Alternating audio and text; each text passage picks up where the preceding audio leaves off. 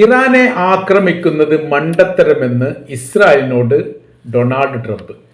രണ്ടിലധികം പ്രാവശ്യമാണ് ഇസ്രായേലിന്റെ പ്രധാനമന്ത്രി നെതന്യാഹു അമേരിക്കയുടെ പ്രസിഡന്റ് ഡൊണാൾഡ് ട്രംപിനോട് ഇറാന് എതിരെ സൈനികപരമായിരിക്കുന്ന നീക്കങ്ങൾ നടത്തണമെന്നും അവരെ ഒതുക്കാത്തിടത്തോളം കാലം മിഡിൽ ഈസ്റ്റ് കേന്ദ്രീകരിച്ച് ഒരു സമാധാനപരമായിരിക്കുന്ന സാഹചര്യങ്ങൾ ഉണ്ടാവില്ല എന്നുള്ള കാര്യം പറഞ്ഞത്.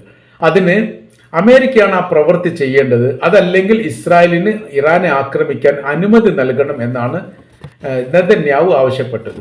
അതിന് മറുപടിയായിട്ടാണ് അമേരിക്കയുടെ പ്രസിഡന്റ് ഡൊണാൾഡ് ട്രംപ് പറഞ്ഞിരിക്കുന്നത്, ഇറാനെ ആക്രമിക്കുന്നത് ചരിത്രപരമായിരിക്കുന്ന മണ്ടത്തരത്തിലാണ് അത് കലാശിക്കുക.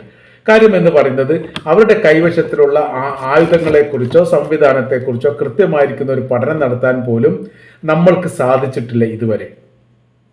രാജ്യത്തിനകത്തുള്ള പ്രതിരോധ സംവിധാനങ്ങളെല്ലാം തകർക്കുന്ന വിധത്തിൽ അവരുടെ സൈനിക ബലവും ശക്തിയും കഴിഞ്ഞ ഒരു വർഷമായിട്ട് ഇസ്രായേൽ അടക്കമുള്ള രാജ്യം കാണുന്നതാണ്.